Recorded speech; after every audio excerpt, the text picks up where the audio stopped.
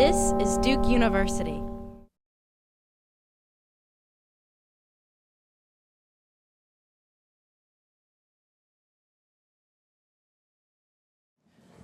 Okay, well, we can get this started. They say in business school you have many different experiences and a lot of many firsts. Well, I can say I certainly never expected to be talking in Janine today. Some of you may know Oscar Munoz as the CEO of United Airlines. I, however, know him a little differently. I can't even look at her. Already interrupting. Growing up in the Munoz household was never a quiet experience. With 4 kids and many vibrant personalities, we always had something to say. Who ate the last piece of Publix cake? Who didn't flush the toilet? We were always running a million miles a second, and to this day, we still fight about who is the favorite child. Despite our craziness, my dad was always calm. He never lectured us or told us to be a certain way. There was never a right answer in his mind.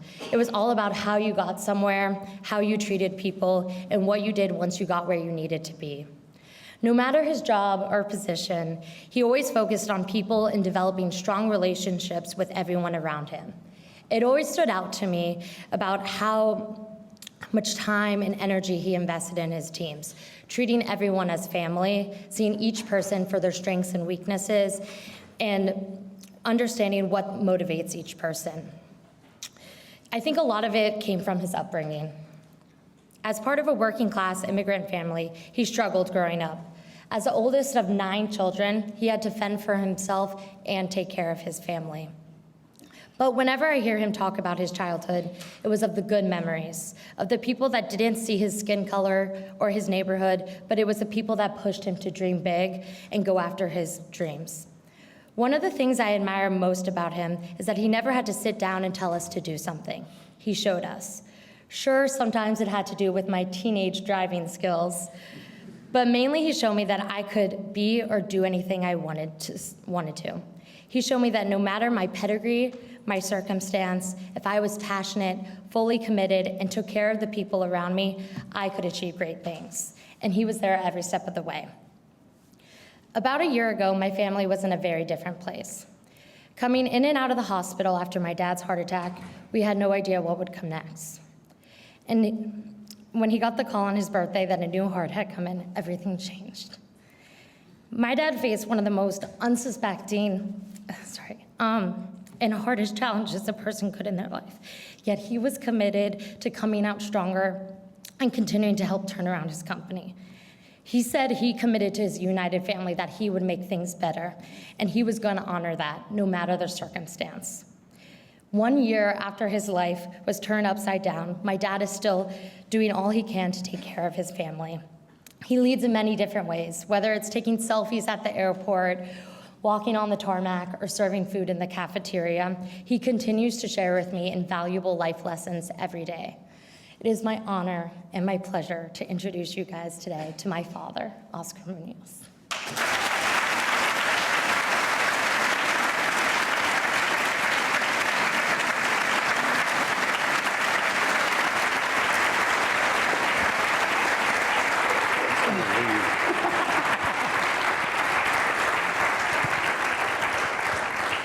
I think we're sort of done here. Wow, yeah, Kelly, I don't know where we go from there. So that's quite an introduction. Thank you so much. And thank you for convincing your father to be here. What he said this morning is really he'd rather be working. And so, so the fact that Oscar has joined us is an incredible privilege for our entire community. So welcome. Thanks, Brandon. I want to go to this comment about I'd rather be working, which is you have an extraordinary work ethic. Where does that work ethic come from? Oh gosh, I don't know. I guess it's something you just have in you, but I think probably it comes in a life lesson. I'll talk a lot about things in life lessons because you learn things over time. I think if you kind of like what you do, it isn't actually work. So some people say, oh my God, he was at the office for this length of time, or he's working on weekends or on holidays. For me, it's energizing.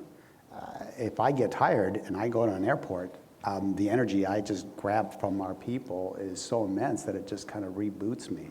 And it is such a wonderful business. It's such a people-oriented business, and these folks have to exhibit that kind of energy for every single human they touch that are flying our airline. And so by way of example, I kind of do the same thing, and I get the same energy from it. So work ethic is part of my upbringing, part of my DNA, but also part of the fact that I've always loved what I've done. Mm-hmm. So Kelly mentioned that you're the oldest of 9 children, also the first person in your family to go to college. So what was it that motivated you to break a barrier where no one had gone before in your family? I wasn't quite as bold as that would say. I think I was going for the Star Trek theme. Right. Yeah. The audience probably doesn't even remember all of that, so we'll have to be careful here. Got back to life lessons. There's been an incredible amount of people over the course of my life that have just caught me at the right juncture of decision making that have shaped my next step in going in life. So for all of you out there, listen and listen intently, because there's people out there that really, really care about you, and they may not be necessarily who you know or where you know them from, but inevitably they'll ask you a question. And so with regards to taking the bold move and going to college, it was as simple as, I think I was a sophomore in high school, and we had to end of sophomore year, and we had just taken the PSATs. I'm not sure if you still take them, the preliminary SATs, and the scores were, I guess, okay, to the point that a woman named Mrs. Duckworth, a high school counselor, stopped me in the hallway. I never really met her, and she says, Oscar, can I talk to you? And I figured I was in trouble, which was usually the case. I said, God, I haven't done anything lately. But she goes, where are you thinking of going to college? Simple as that. My answer, and this is the honest to God's truth, I said, what's a college? In my family, my upbringing, that wasn't something necessarily that you understood or knew. In my heritage, my family, you went to high school because you were legally, you needed to, but then you went out and got a trade or a job, and you got married, had a family, and you lived happily ever after. And so this concept, this avenue of something different was just something that was introduced by kind of a random person who really, in effect, changed my life to the point where, I visited with her, well, not with her specifically, when she passed away. I gave a eulogy at her funeral and told a little bit of an expanded version of the story. What was interesting is the fact that I wasn't the only one that showed up from our classes in high school. There was more than a couple of dozen of folks that had shown up where she had exhibited that same level of caring. And it's amazing what one little droplet and what the ripples that it can cause. And I thought that was very meaningful. And so it's shaped my life with regards to how I, my wife, and our foundation give to others. And first-generation students in particular are a big focus group of ours. Mm-hmm. And the American Heart Association all of a sudden.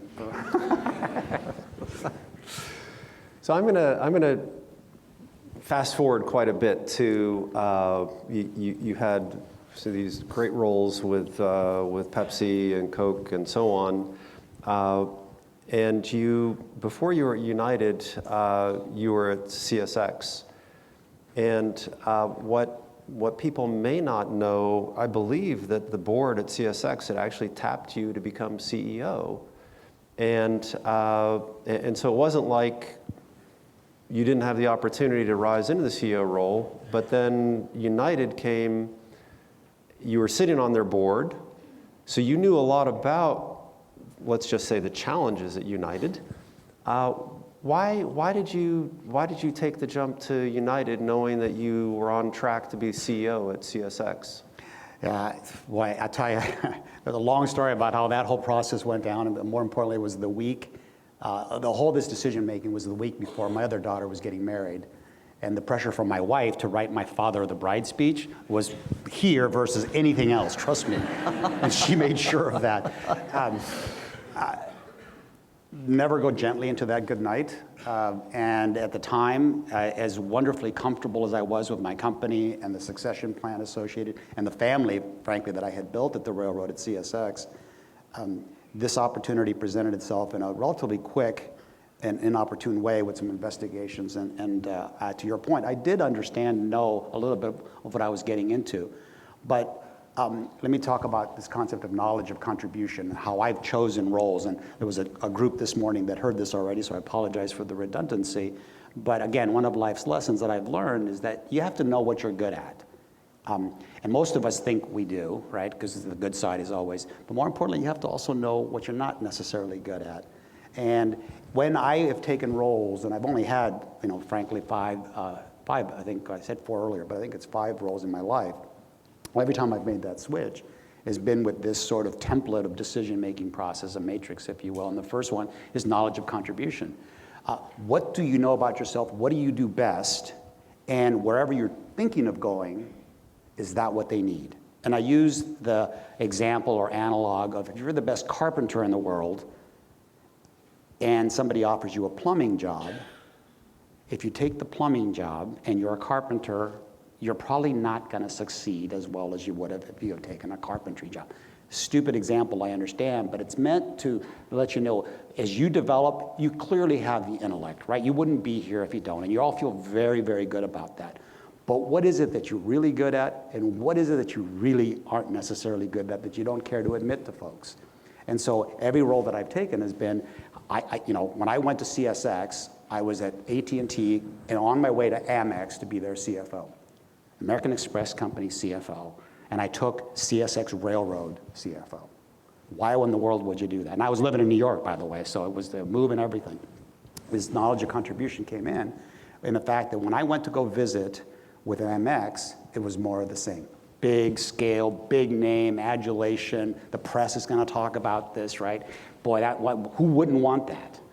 Well, apparently because CSX was a railroad that had, there wasn't particularly sexy industry or business, but what it provided from their chairman at the time, a knowledge base that said, Oscar, what I need is a challenging business partner that's not gonna stay in his sandbox and really help me run the overall business.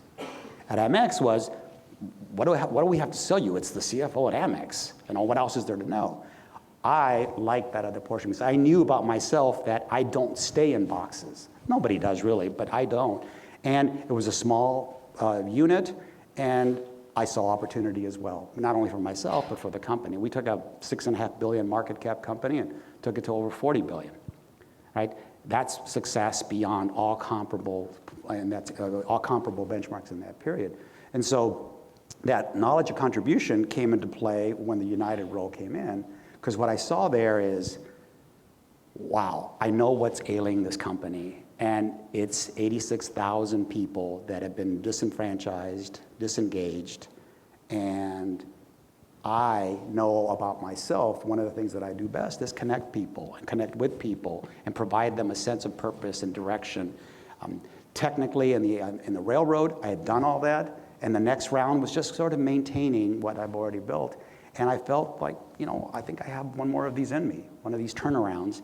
And, a year and a half later into the United States, we're making some great progress. And I sensing that, almost knowing that in a world of probability theory, knowing that your probability, I always bet on the over. And I said, I think I can do one more of these. And I didn't anticipate all the health issues that came with it, but we're past that as well. So I speak long on some of these answers. Somewhere in the room, there is a question about how people think, how individually, you might think about what you're choosing for your next role, your next classes, what do you want to do. I'm trying to provide some guidance for someone that's been through all of this. You have to truly know who yourself are, know who you are and know who you're not, and accept that all humans have frailties. We all have envy, we all have pettiness, right? We all have greed. It's okay. It really is okay. Know that about you, and then surround yourself with people that help you with those things, intellectually, academically, and more importantly, personally. Your life's mate, for instance, you damn well better pick the right person that knows you inside and out, because over time, they're going to know it anyway, right? I point to Ryback.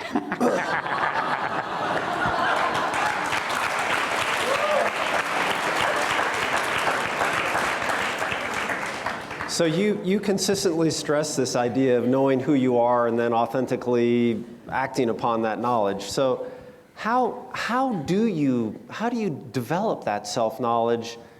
And have there ever been moments in your career where you've realized that for you to be authentically who you are, you're in the wrong place, you need to do something different? Fortunately, because of my carpenter analog, I've never found myself in the wrong place necessarily. I have had a lot of course correction. Back to people that care about you, I use the term sharing is caring. People that share thoughts with you, your parents in particular, there's no one in the world that cares more about you than your parents, period. I know your friends around you have all sorts of viewpoints, and you should do this, Bill, that, Mary. No one, and I speak as a parent, and nobody cares more about you than the closest ones to you, and generally that tends to be your parents. But with regards to sort of the course correction, knowing where things are going right and things aren't going right, you need someone in your life to sometimes give you sort of the honest truth. So you stay humble, you listen, you sort of, this concept of an open door policy, right? Everybody says that. You know, this is not an open door policy, right?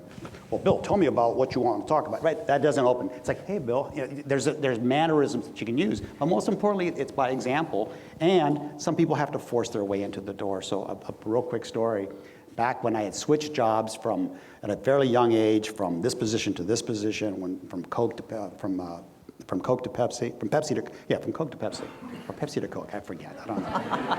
Coke, Pepsi. That was so long ago. But I had a boss, a guy named Mike Bell, and about 3 or 4 months into my tenure as this new role, I get a little update on how I'm doing, and you know, I'm feeling pretty good about myself, because I'm smart, I think I'm killing it. People around me all seem old and outdated, and I'm just new. Sound familiar? And he says, you know, Oscar, we took a chance with you. I took a chance with you, pulling you in this high position, and you've exceeded all our expectations. And I'm like, oh, that's right. that's who I am.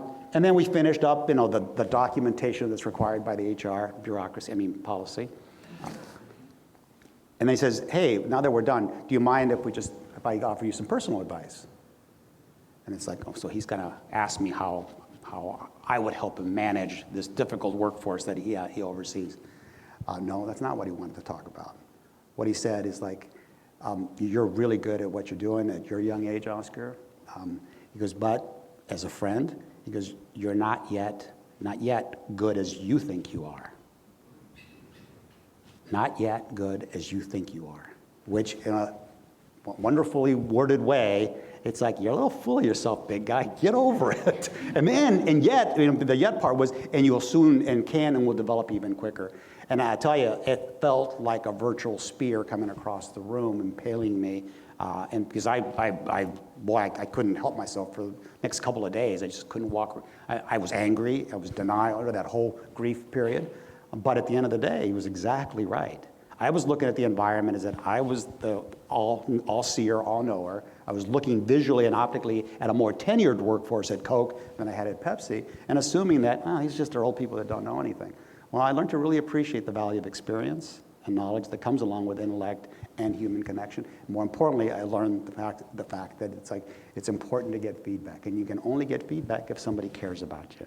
And for me, I've had 5 or 6 of those stories over the course of my life where someone has just said, you know, big guy, just slow your roll and do something a little differently, and it's helpful. So you all need to open yourselves up to that, to people that you know, that trust you, and as hard as it might be to listen to some of those issues and things that people might tell you, the people that care most about you are coming at it from a purest of desires, right? There's no personal gain for someone that loves you other than to help you along.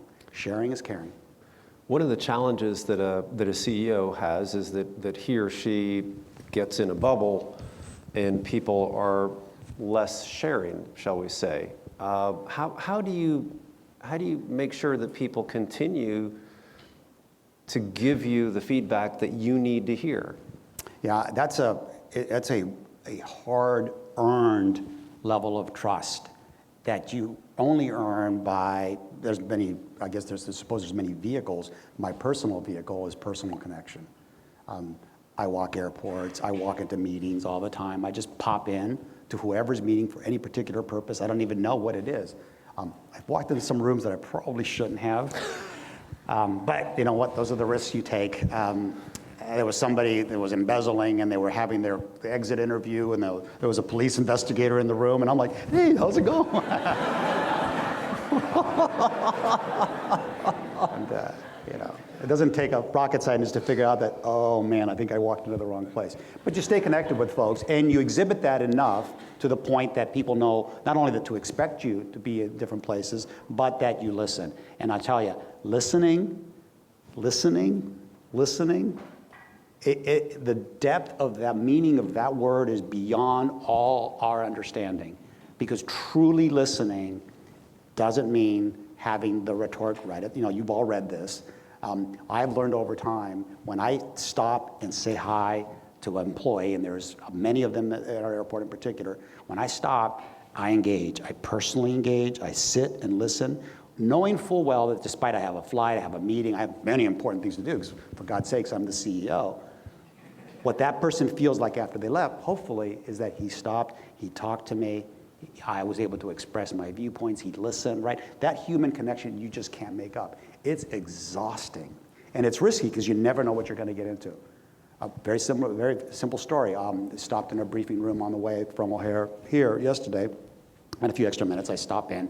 They usually have food in these briefing rooms, so I'm notorious for always sort of searching for a meal, all sorts of great snacks. And there was a woman, Kate, and sitting next to me, and she started asking me a couple questions, kind of in a brusque manner. And I said something kiddingly. It's like, oh my God, Kate, where have you been? You know, we've been developing this. We have all this communication. And I explained to her once again. And we went away. I got an email from her this morning, and she goes, I may have rubbed you the wrong way, she says. You asked kind of where I've been, and here's what she said. I lost my husband 6 months ago. And since then, I've been struggling. Sorry. It's always meaningful. See, this is the kind of connection that you don't make unless you stop and talk to human beings. And the fact that she was able to come back and tell me that, and my response was immediate. You'll never brush me the wrong way, and I apologize for making such a callous statement as where the hell have you been, not knowing your personal history. But in that, I've made a lifelong friend, and that's the kind of connection that you have to be willing to do in my business. Now, there's so many other businesses and so many other differences, but you have to find your own method and way of connecting. Because I'm telling you, you connect with other human beings in that genuine, passionate way, you can lead armies to the right path in front. So in terms of this, continuing this theme, knowing who you are, as someone who began his career on the financial analyst track, eventually becoming a CFO, you can become focused on numbers.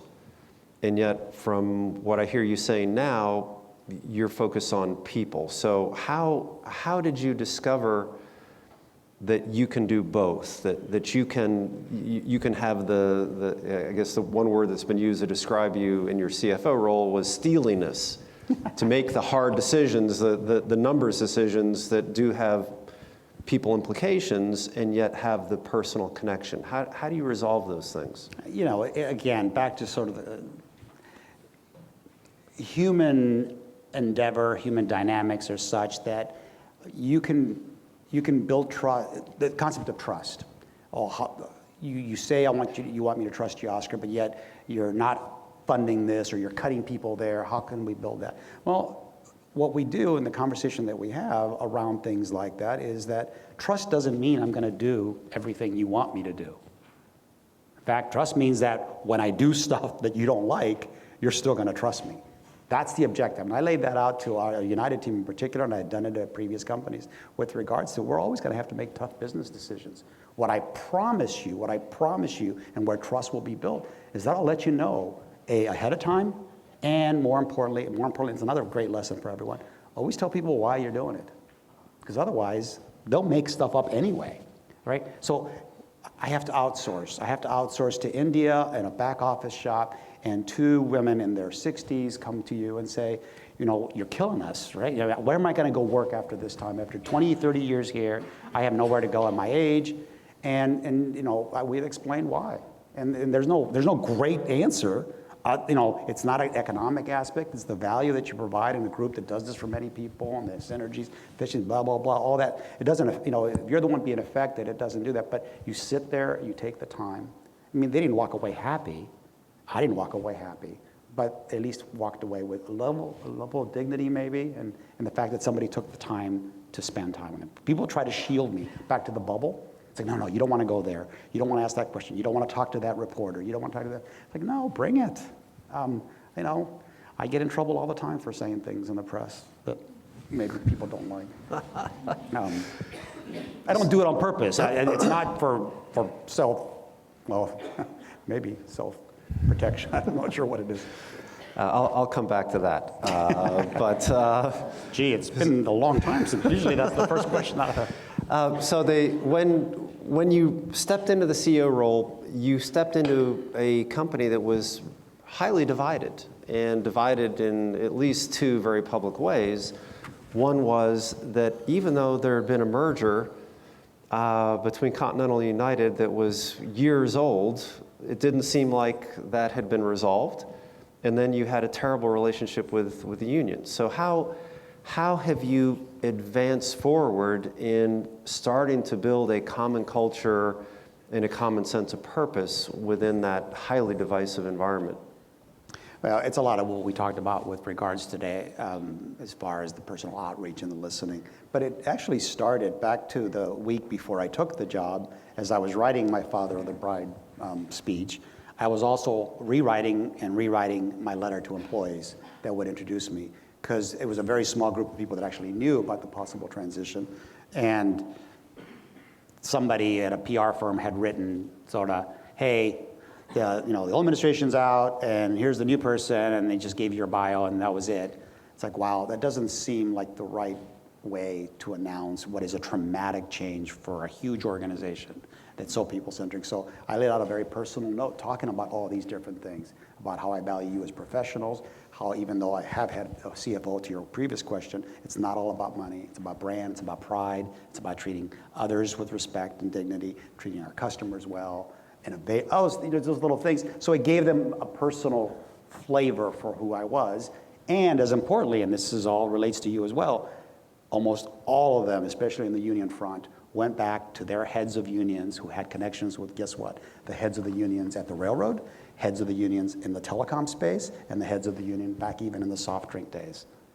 And apparently the commentary that flew through all of those was generally a one of positivity. Someone you can work with, someone that understands, someone that will listen, someone that will work with you, and someone that actually does value who you are.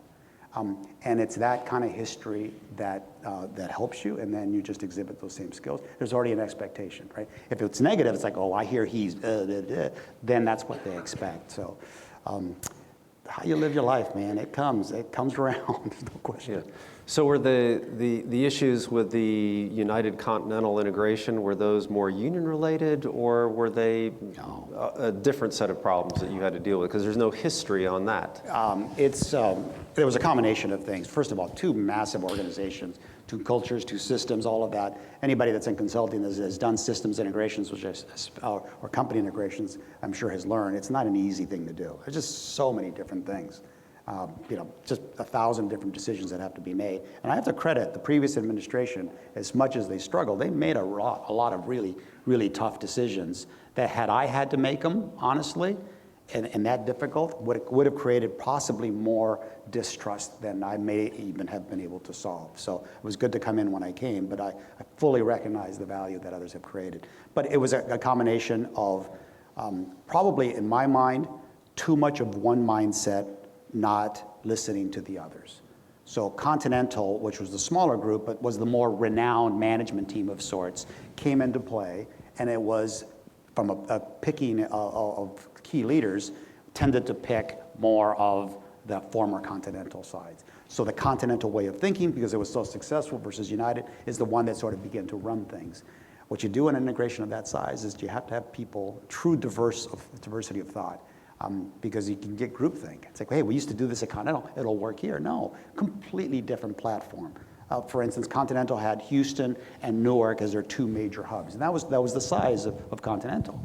United is global. We have 7 hubs in America and God knows how many great big stations all over the world. It's a whole different ball of wax from a scale perspective. Systems, the need to communicate, the cultures and the labor rules that had to be put into place. They kind of got a little myopic and wanted to go with what's worked before. That's not always the best course. You take the best of everything you have in front of you, and then you balance that. And I think that would have made a little more progress. A little human endeavor, sentiment, outreach, connection would have also helped, I think. Yeah. So one of the things that you've done is you've introduced a purpose statement or a mantra for United, which is connecting people, uniting the world. And I'm curious, is that purpose more challenging given the global context of the rise of nationalism, not just here in the US, but in all kinds of places around the world? Is that something that's harder for you to put that purpose into place, or is this something where business can lead the way? My answer is hell no. Yes, it's harder, but I'll literally go to my career grave, not going gently into that good night. Economically, everybody knows it's a global marketplace, plain and simple. It makes all the economic sense to be global where you need to be global. So that side of that, personally, social context, human endeavors. It's a bunch of bull, Pucky, that you're going to shut off borders and walls for a host of different reasons. And so, connecting people and uniting the world, by the way, it's not just a purpose, it's what I call a shared purpose, because I involve literally thousands of our workers in the development of not only our purpose, but our value system that's aligned with it. And that's what they believe, that they don't fly people, they connect people. And because we travel all over the world, we actually unite the world. And so that broke 2 or 3 days before a message from me that got inadvertently out in the press and before I visited the White House. See how I trail into your next question? And there was a little confusion, but I used it to my advantage. I said, you know what? And I say that second part of that purpose with incredible pride and passion, because we do unite the world, not just because of my personal views or the views of most of my organization, but it's the right thing to do for the planet. And again, we just can't let things like that just wither. We have to speak our mind in a positive and hopefully tactful way that people listen to. So I'm going to read the quote that got into the press 2 days before you met with President Trump. Just a brief part of it. I think that's, he's referring to building a wall. I think that's damning and damaging to the country we all know is great because of that diversity and not despite of it. So this brought you firmly into the political arena, that you're commenting on the ambition of a president who had just been elected. When you make a statement like that, or what you said earlier in our conversation, are you thinking about the fact that you're moving into the political arena, or are you just speaking from a point of personal conviction and passion? You can't, when you do what I do, you can't separate the two, unfortunately. And so you have to be thoughtful and mindful of the potential impacts that it has, not on you personally necessarily, but on your business and the many people that represent it, and the many viewpoints that are represented. So on the day after the election, I wrote a very nonpartisan letter of support for each other. And some things have changed, and some people feel elated, some people feel sad. How do we continue to work together? Because frankly, we've been working together up until yesterday, and so we need to continue. The best thing we can do is to continue that message and move forward. And so I've written a couple of those letters at the right time to make sure that people understand from a directional perspective that we can't let this stuff divide who we are and what we do. Comments like that, I mean, the press loves to pick up these little things. The guy that was writing that particular piece was writing a much bigger piece that just broke a few days ago, which is a broader story about the turnaround and all the things that we're doing at United. The context of that question was, for me, was the damning and damaging. I do travel the world. I do see all the foreign leaders. In fact, I had President Trump one week and President Nieto of Mexico the second week, who has an even lower approval rating, by the way. So that was an interesting bookend to my week, my month. But it's so the concept of what it creates, the animosity, the nervousness that it conveys to the rest of the planet when we say words that we don't always understand is damning and damaging to America. And I stand by those. And as a funny standby, when we were going to the White House a couple days later, I really thought that I was going to show up at the security podium and they were going to say, no, your name's not on here. You're on camera, so I probably shouldn't say it. I did have a private moment with the president after the meeting was over. He came over and did say something to the extent, "Are we good?" I think we'll edit that piece out. But I said, "Thank you, Mr. President, for a good meeting." It ended up being a good meeting with regards to the things that we're searching from a business. But you have to balance those two. But you also have to be heard. So how do you balance your personal convictions about certain things? That was, while a personal conviction, it was also a meaningful business conviction. I mean, border taxes, for instance, is going to create and it's not just me. There are 50 CEOs in the top, the Fortune 100 that would, maybe more, that would tell you the same thing. It's like, no, that's ridiculous. The economic benefit that we have with Germany, with Mexico, with Canada is immense, and to put additional sort of structure on them, it doesn't make business sense. And somebody needs to think through that. Fortunately, I'll let you know that the organization, the people that support the president with regards to economic policy and some of these things seem to be thoughtful, seem to understand the pure balance sheet numbers orientation of a lot of these things. And hopefully those facts and data come to light were anything to be enacted that was more detrimental. Okay, I'm going to ask one more question and then I'm going to turn it over to the audience. So your comment about you should know your strengths and know your weaknesses, in some ways I think it's maybe easier for you to say that, having risen to the position of CEO, and that people don't naturally want to admit to their weaknesses. But I do want to point out that even as CEO, that you took a step after becoming CEO of bringing in Scott Kirby as president, because he brought deep airlines operations expertise that you didn't have. And a lot of people said, oh, how could you do that? That person, he will now be a threat to you in your job. So how do you manage to have what is essentially a low ego or a low level of fear and just recognize the upside of creating great teams? I think that's a barrier that people don't even know they're putting in their place, which is you don't want great people around you because you won't look as good. But how do you get past that? I think we lose when you get into positions like this, and I see that with a lot of my peers. You can read your own press a little bit too much, and you do become omnipotent, and you become imperial, and you start believing some of the things. You walk in a room, people stand up and clap, and you think that's really attributed to you. Sometimes it is, sometimes it's to other things. To your question with regards, how do you do something like that? Well, it's the best damn example I can think of. When I tell a human being that we're doing this together for a shared purpose, for the value of our customers, making that decision, despite what it maybe seem on me, or whether it's it's a distraction, or it's someone that could take over the role or seem better than I did, I think the best proof that I can provide you that I have absolutely the same, what I tell you to do, I do myself. And that's going to, it's for the betterment of our customer experience. It's the betterment of our company and our employees, and the longevity and lasting, enduring value that they can create personally. And it's the right thing to do. Now, you vet people very hard to make sure that they're going to buy into that process, because you can't have an entirely disruptive environment brought in too quickly. So you have to do your homework. But yeah, you have to do the right thing for what you've been. I'm here to benefit you as a customer, you as an employee, and of course our investors need to be in. And that's why we say we want to be the world's best airline, not just best for all those three constituencies.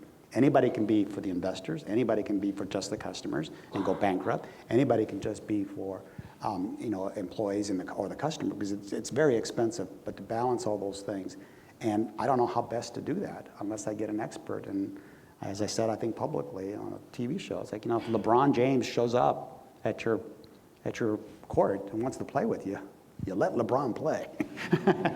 And so I take, it's the right thing to do for the business, and he's a terrific ally, and I look forward to partnering for many years.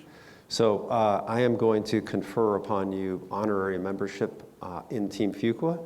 That I got a shirt yesterday from Kelly. One of the principles as we walk by on our way in here is this notion of supportive ambition, and that what we really need are leaders who are looking to support the people around them and acknowledge that it's when you're successful that I'm successful. So thank you for providing that role model example at the highest levels for all of our students. With that, I'm going to turn it over to our students to now ask the really tough questions.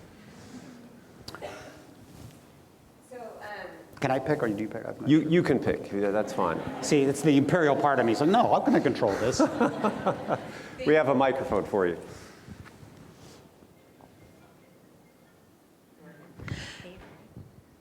Yeah. So Mr. Munoz, thank you for coming. It's always great to hear from folks like you who have some really great lessons and stories to tell us. As somebody who's about to head back into the working world and is thinking about the fact that while working's fun, I also want to maintain time and space for my family and for my friends. And as somebody who obviously spends a lot of time with your own family, but you've got a big job that can bleed you to the bone if you allow it to, how do you go about setting up those boundaries, and especially when you're coming in at the bottom middle of the totem pole and you're not the CEO coming in? How do you set those boundaries in a way where you still feel like you're giving your best to both? Yeah, it's a day-to-day tactical warfare about how you do that. You got to love your job. That's helpful, and you got to love your family. And if you have a true desire for both of those, you'll find a way to balance those two. You get a lot of support from family members who understand you have other things to do, but you also provide the service. So there's no, I think there's a developing thematic with millennials, or this broad label that most of you are applied to, which I don't particularly care for labels necessarily, that you're ones that want more work-life balance. You don't want to work all the time, and I don't know that that's entirely true. I think what you want is recognition, value, some pat on the back, some allowance for the fact that I am young, if indeed that's your case, and you want to do other things. You want to experience all of that. I don't think any generation has ever lacked for that same desire. We just have a new social economy that labels things like this. So then we all start talking about millennials. So people come to me, here's how you manage your millennials. I'll tell you how I manage my millennials, at least at CSX. I called them all together, as many as I could get. We had a couple hundred people in the room, and I had part of this conversation, and I said, so tell me what you like, what you don't like, what I should know. So forgetting the world around us, you're here, you're part of my family. What do you want and don't want? And then it's like one guy stands up and says, well, listen, I don't want to wear shorts and smoke pot every day, okay? I don't know where that came from, and so what was interesting about sort of the final recap from that particular group, asked that particular question, it's like, first of all, don't label us as that. Don't group us into this broad category that some researcher went out and figured this out and wrote a book about, because that's not the case. And so I don't think of work and life balance as a split where I start one and start the other. It just molds into each other sometimes, and you have to have a true, genuine desire and love for both of those roles. I don't know if that's very articulate, but for me, it's not a big thing to go one from one to the other. I can do it very quickly. I can be having a deep conversation with my son about something serious, take a call, answer an email, and then move right back, go to sleep. And some days I get to watch stupid TV. Although, by the way, the decline of Western civilization as we know it, the shows everyone watches on TV, well, like, my God, call a good friend. The Bachelorette or Bachelorette. And you watch for 2 minutes. I see people looking at each other here. Oh, no, the Kardashians.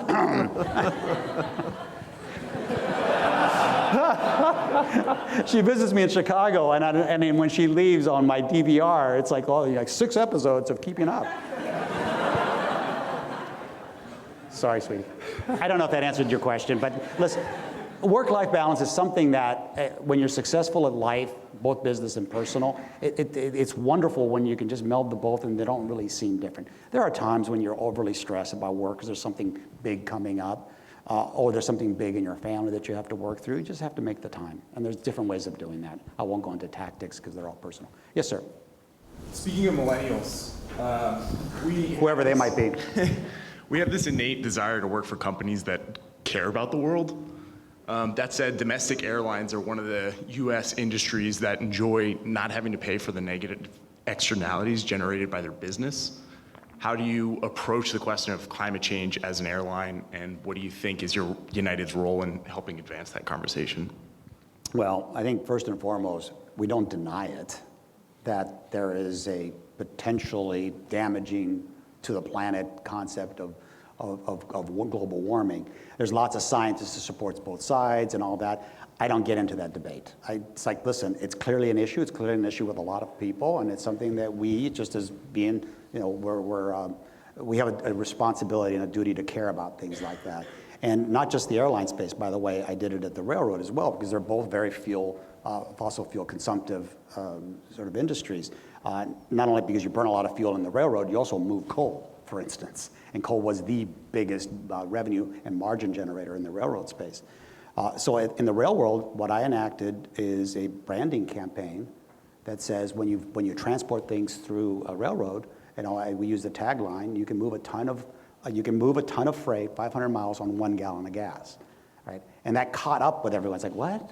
It's like, first of all, you started thinking about railroads in a way you never thought of. You realize that while they're consumptive of fossil fuels, we're thinking about sort of the green aspect of that. And so my history in that is long. We do a lot of biofuel. We've invested at United. We had the first commercial flight using biofuels. Scale is the big thing for us at this point, right? You can't make enough. I mean, we spend $14-15 billion a year on jet fuel. And so that's a lot of gallons that have to be manufactured and generated. But biofuel, investment in firms that are doing waste to energy. And so you embrace it, you acknowledge it, you come up with all the different options that you can do, and you start to build scale at the ground level so that you can move forward when the time is right. Because, alternative fuels, regardless, is an important economic strategy that you have to follow. You have a badge on, so I'm not sure, but I'm going to go with you two guys. Can you meld your question into one? Probably not. Thanks for coming. So the airline industry's obviously had a lot of changes over the past 20 years. What big changes, if any, do you see coming in the next 5 to 10 years? Yeah, the big change probably that you've had in the industry to characterize it is that, we began to make money. The person next door is going to want it. And so just the concept of consolidation, all these strategic things that have happened that I think have helped the industry. From our perspective, innovation and how we apply what I call relevant innovation. So there's all sorts of fun stuff, Oculus Rift, all different things that people talk about as kind of neat, cool entertainment aspects.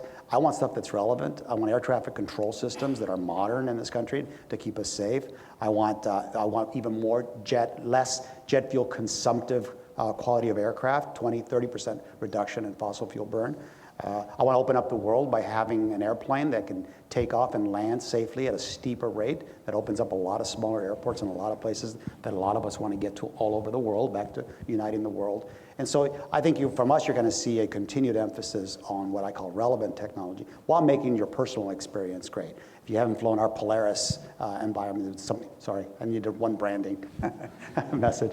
It's our international business first product. That is it's disruptive, and what it does is that it's competing with the Gulf carriers who are subsidized by their governments in a way that that is meaningful but not overly taxing financially. So you'll see a lot of things. Competition is alive and well, and it makes eventually for a better product for you. But you're not going to see, at least from United, a whole lot of fare sales, right? $99 from New York to LA and all those things. Not from us. You can't do that. You can't sustain a company of this magnitude and size and scale at those prices. So you'll see thoughtful, basic economy kind of things, which has been much maligned, but I think it's beneficial. Next to you. Good. Thank you for coming. My question to you is, when you first came on as CEO, what are one or two elements of United as the organization that most surprised you? That it was doing better in some areas than you thought, or vice versa? It surprised me at the depth of the 3Ds, right? Disenchanted, disenfranchised, disengaged. I knew that was a problem. I didn't realize how much of a problem it was.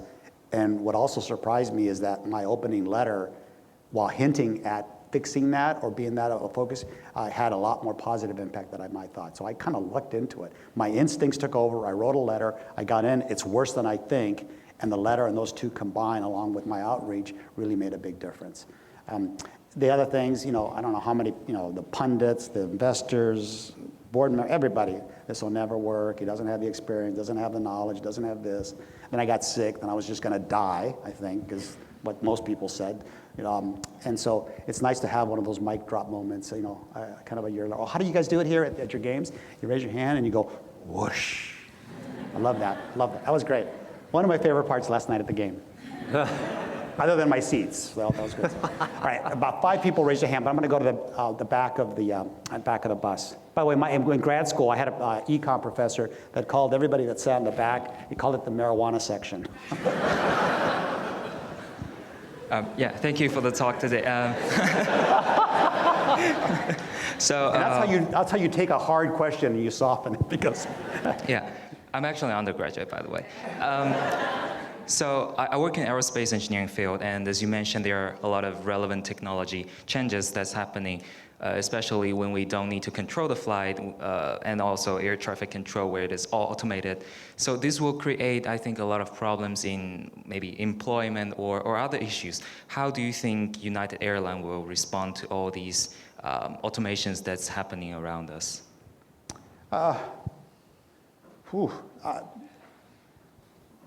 I have a people business, and the true nature of a people serving other people is never going to be automated in my world. We'll have call centers, and we'll have all of these things. The concept of the Uberization of aviation with regards to technology that can fly an aircraft all by itself, and then you won't need pilots. Well, I have 11,000 pilots that probably tend to disagree with that notion. Because they're professional in what they do and they're highly valued, and socially acceptable. Would you get on an aircraft that's controlled by a computer? Not yet, right? Maybe in some place. Now, autonomous vehicles are beginning to be a big thing. People are getting more comfortable with that, which tells me from a disruptive technology future, that could be a case. But in the interim, I don't think you'll see, displacement has been happening for a long, long period of time, automation versus humans. And our job is to make sure that I'm using innovation to make our humans' lives easier at this point. There'll be technology in the future that renders some of this stuff, humans, somewhat obsolete in some spaces. I'm not going to solve that world crisis. I just know that for our business, you're always going to be dealing with a flight attendant, human, and a pilot, human, and customer service agents at the airport that are human. We'll automate everything else, right? If you go to .com, United.com, it's gone from this much of our revenue to almost 35-36% of our revenue stream where people book. Why? Because that's what you want. And so the issue, the social and moral issue with regards to automation displacing humans becomes an issue of competitiveness. It's like, if I hired 100,000 more people to be customer service agents to take your calls because you wanted to book a flight, they would be sitting there relatively idle. Because most people in this room, if not all, would never call a number to book a flight, right? Who calls a number to book a flight? I'm asking in a leading fashion. I was like, I'm not answering. So you have to evolve in the right manner. So it's a tough issue. Yeah. Oscar, I'm going to take you off the hook in terms of choosing from the last questions and ask you one final question, which is one of the things that is critical in having a successful career is resilience. And you faced the ultimate test of resilience when you had your heart attack and your heart transplant. You experienced that as someone who had ate the right foods, got the right exercise. How did you get beyond the, why me? How could this happen to me? And say, I'm going to fight and I'm going to come back and I'm going to prove everyone wrong. in terms of what happens in the next chapter? Yeah, it was probably less I'm going to prove everyone wrong sort of mantra. I think a combination of two things that somebody at the hospital in the middle of a night and one of my more miserable moments was more of a religious tone, but it was taking the question of why me, like as in why me, you know, God, why have you forsaken me, to wow, why have you allowed me to survive? What is the purpose I have later in life? You know, there's a reason why I'm surviving. I got to believe, whether you're religious or not. I mean, the story of what happened to me and the miracles all along the way is pretty, even for me to say, incredible. It just doesn't, you can't write books about it. You can't make this stuff up with the timing of everything that had to happen, the right doctors at the right place, you know, culminating in the fact that I got my heart on my birthday, on the morning of my birthday. All of those things just don't happen by nature. So it's not like, oh, why me? But it's like, okay, why? So what purpose do I have? And then the second, and the most probably inspiring, which is why I'm continuing to work where I work, is the constant set of letters and notes and gifts and wishes of outpouring that came from my United family. And there were bags of mail every day that came in that my children would read to me. And you know, the doctors and the nurses would come in for the morning reading kind of thing. But you have to put that in context. I was only on the ground with United for 37 days. And that outpouring of affection and support in such a limited time told me that I had to, I had to write stuff with 87,000 people, right? People that care that much about someone they just met, that's meaningful. And I can take that energy and make it work. And that's what's kind of motivated me. And I think that's the purpose. How do you take not only this company, but you know, this job gives me a little bit of a pulpit to be able to come in and speak to people like you, people who speak all over the world with regards to, I mean, I was in Mexico on our 50th anniversary, and I spent the whole day talking about, guess what, U.S.-Mexican relations. I'm not equipped to deal with any of that, but I am equipped to deal with another human being and listen to their story. So that's my purpose. Okay. And I'm looking forward to it. I look forward to seeing and hearing about all your successes. Thank you, Mayor. Thank you very much for having me. Really appreciate it. Thanks.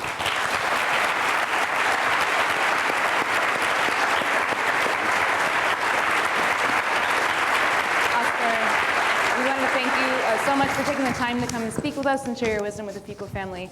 So please accept this gift on our behalf. Thank you. Thank you so much. Thank you.